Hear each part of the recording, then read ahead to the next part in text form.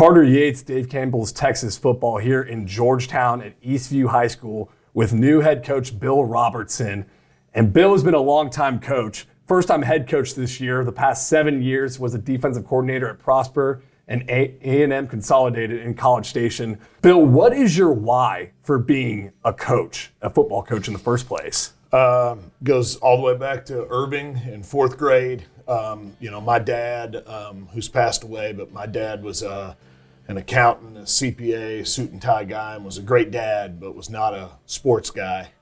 And then in fourth grade, I started playing football, and I met Coach Mike Murphy, and I hadn't been around a man like that before. And I just thought he was so awesome. He had so much presence and had such an impact on everybody. And just, would coach so much pride and confidence into you. And he made me feel a way about myself that I hadn't felt like before. And so that made me kind of fall in love with football. And then, right, like everybody says, that journey through athletics, you just kind of learn the power of that. And then playing high school football, the impact those coaches had. So I think, kind of an intersection of a love for the game, a passion for being around the sport, and then just reflecting on the impact it had on me, from fourth grade all the way through being a young man. You were at Prosper and A&M Consolidated, but for those who don't know, you're a Central Texas guy because you went to school at UT and then coached for a long time in Austin, Central Texas area until like 2017, I believe, so 96 to 2017. How were you preparing to be a coach while at UT, even though you weren't playing football there? I'd really go all the way back. All the way back to like 8th grade. I was always asking my coaches if I could watch film, if they could give me, that's back VHS days, but if I could get film or could I come up there and watch film with them.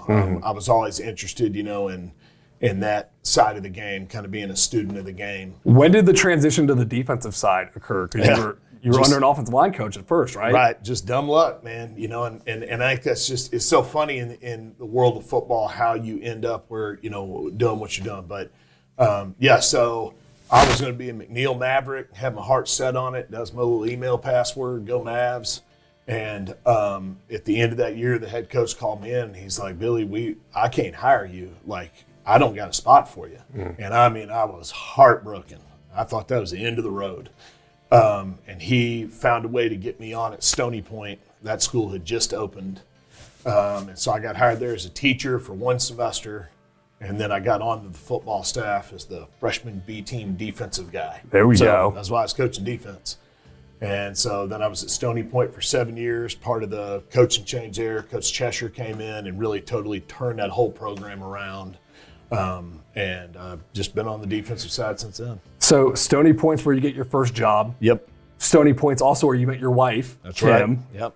And Stony Point is who you open up with the first game of the season in your first head coaching role. Yep. Ironies of ironies, yeah. How excited are you for this game? Because not only is it your first game, but y'all are doing something special for this game that you were telling me about before we started recording. Right, yep. So it's the GISD Gold Game. So that's our gold game to kind of start that campaign off. It's a campaign Georgetown ISD does that's driven by people in this school district to raise money and awareness for families in our community that are in particular dealing with a child cancer diagnosis and to come alongside them and help them out financially. Yeah, and a great cause, and I know it's personal for you. Yep. Because, guys, Bill Robertson, we're doing this story because you're first-time head coach, and Eastview's a program that has a lot of excitement around it, but also because you're coaching with colon cancer. Yep. 2 years ago, diagnosed with stage 3B colon cancer. That's correct. Yep. Is that right? 3B and 2, yeah, that's the whole deal. And then the surgery shortly after, but then a year of chemo. Yep. And you're still battling it to this day. You have always shouted it from the rooftops about the disease and about getting awareness out there. Why is that? And when you first reached out to me, that's what I told you. If you've ever been around that or known anybody to go through a cancer diagnosis, that's obviously the last thing you want to hear. Yeah. And so I was 43 years old.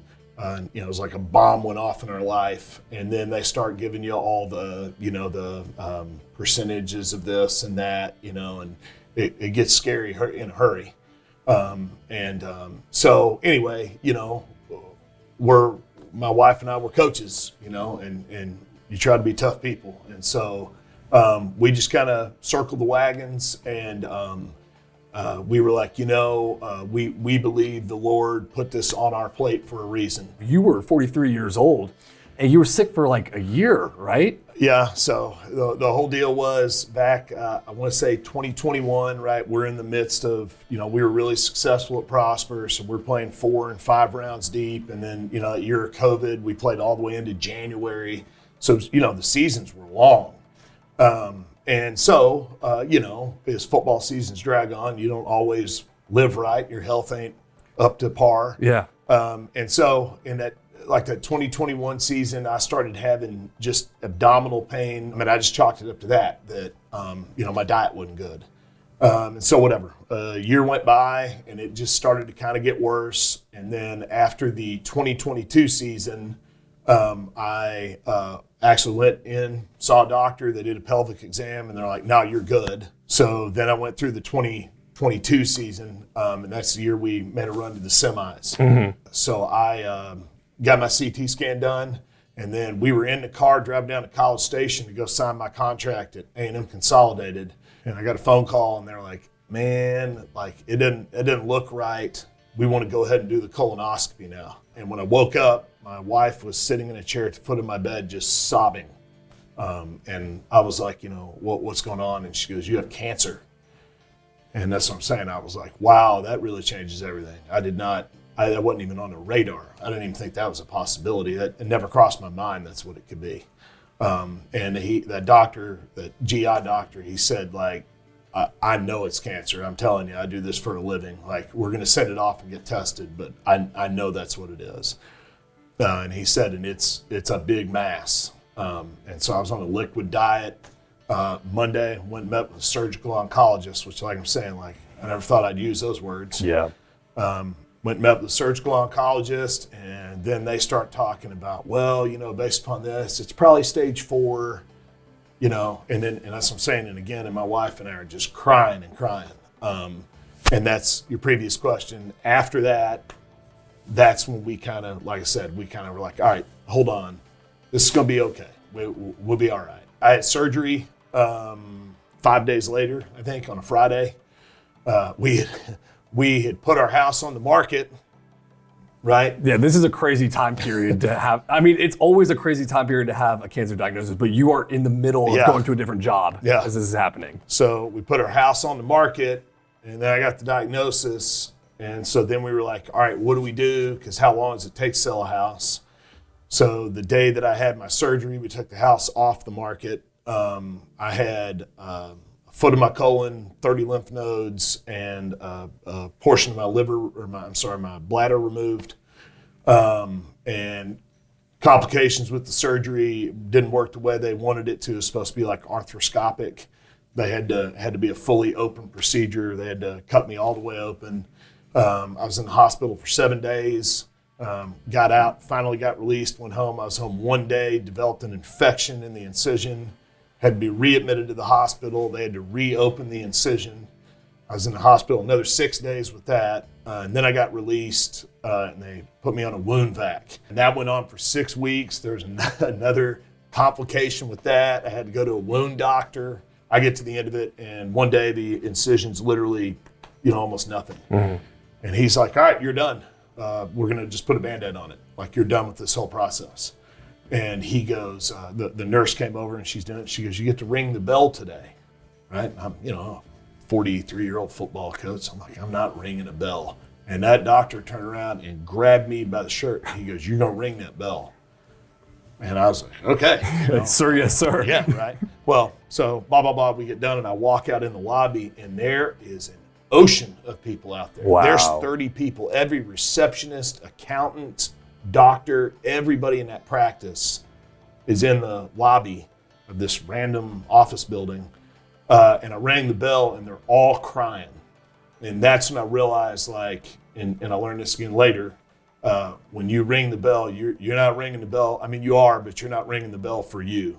You're ringing the bell to remind all those people that are having to deal with patients every day that, because it doesn't always end well, right? Mm-hmm. So you're ringing that bell as much as anything to give them hope, like, it's good for some people. Y'all are doing really good. People are going to make it out of this. Yeah. And so I rang that bell, and it was just kind of, it resonated with me like, oh, okay, I understand. Like, you're doing this for other people, which again, right, is kind of what I think this whole journey's been about.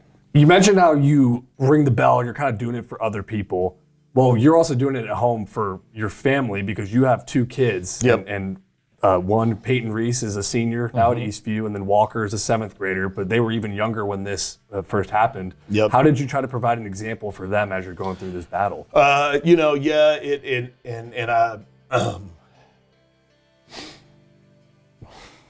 tell everybody my kids have seen stuff that they shouldn't have seen, especially my daughter. She's dealt with stuff that no little girl should have to see her dad do.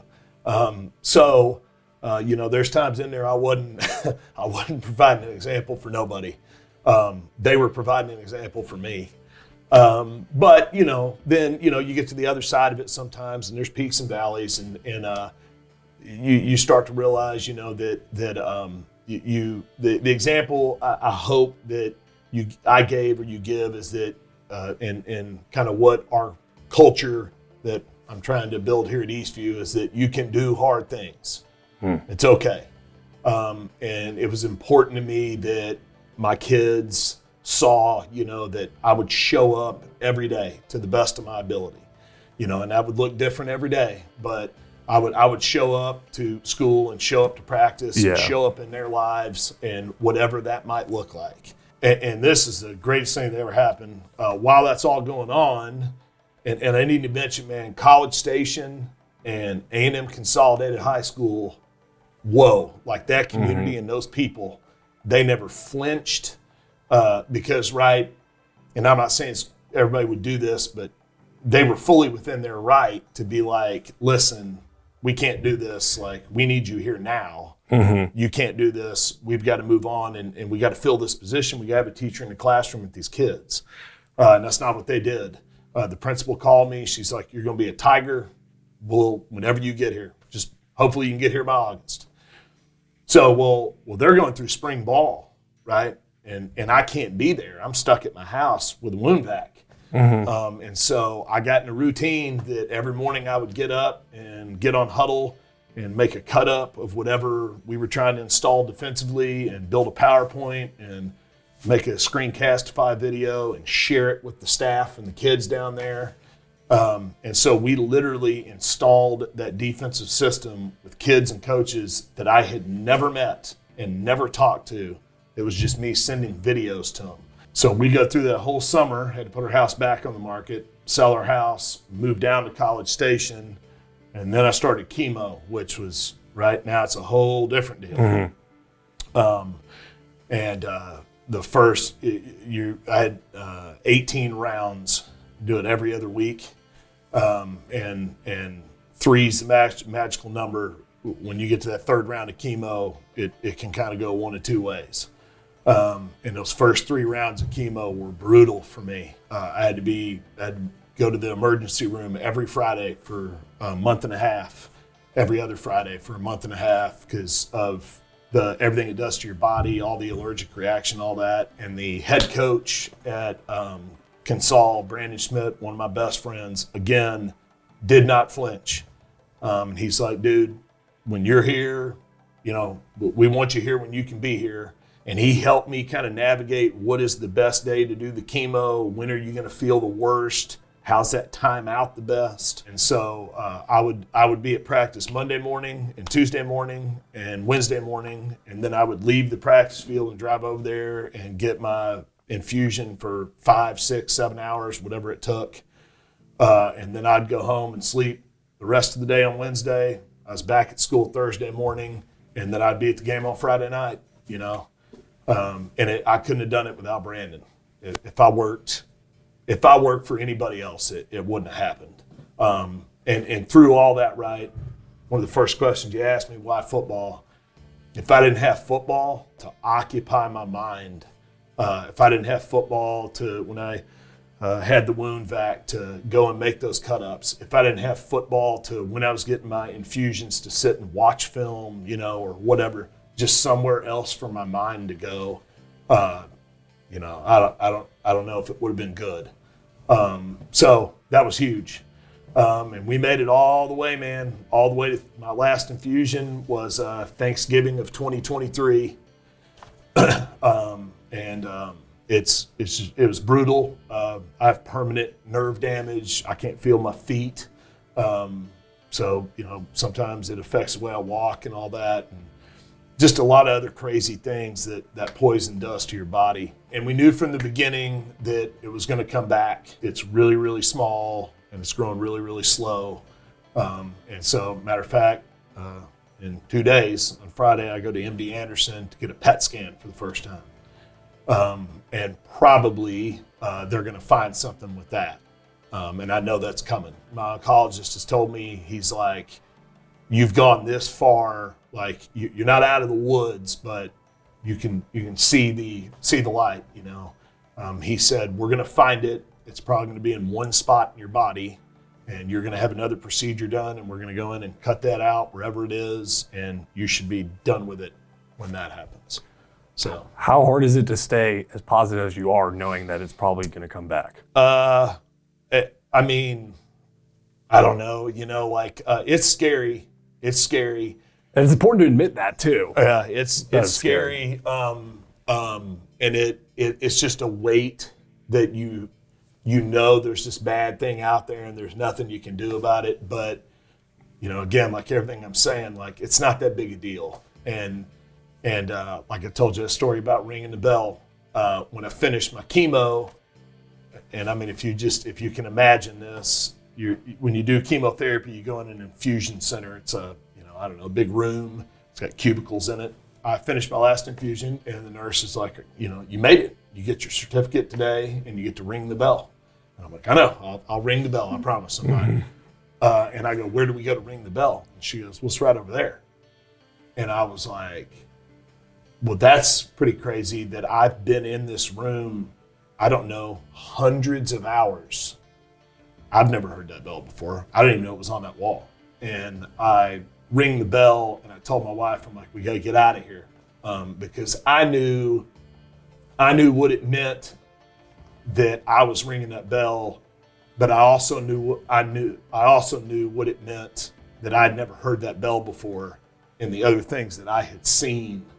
Right, when you see a 70-year-old grandmother with stage 4 lymphoma, and you see a 12-year-old kid with leukemia doing, their chemotherapy, you're like, this ain't that hard, Mm-hmm. I'm lucky, and so everybody, they would be like, oh, you're so tough, you're such a warrior, and I'm like, no. Like, y'all want to see tough? Let me drive you over to that hospital. I'll show you tough. Mm-hmm. I'm lucky.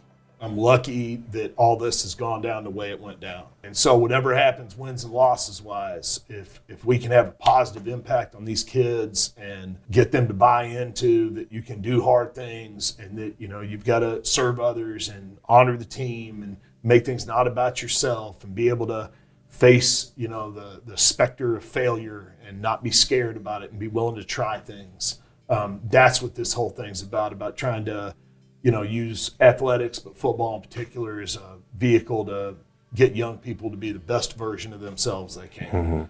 Mm-hmm. And I think if we do that, who cares how many games win? That's what it's all about. Well, we're going to see Georgetown East View do a lot of hard things in 2025 with first-year head coach Bill Robertson. Guys, the coach. You heard him in the headlines, but now you know the story behind why he's the head coach here now. Bill, thank you so much for coming and talking with us. And for Carter Yates, Dave Campbell's Texas Football, we're signing off.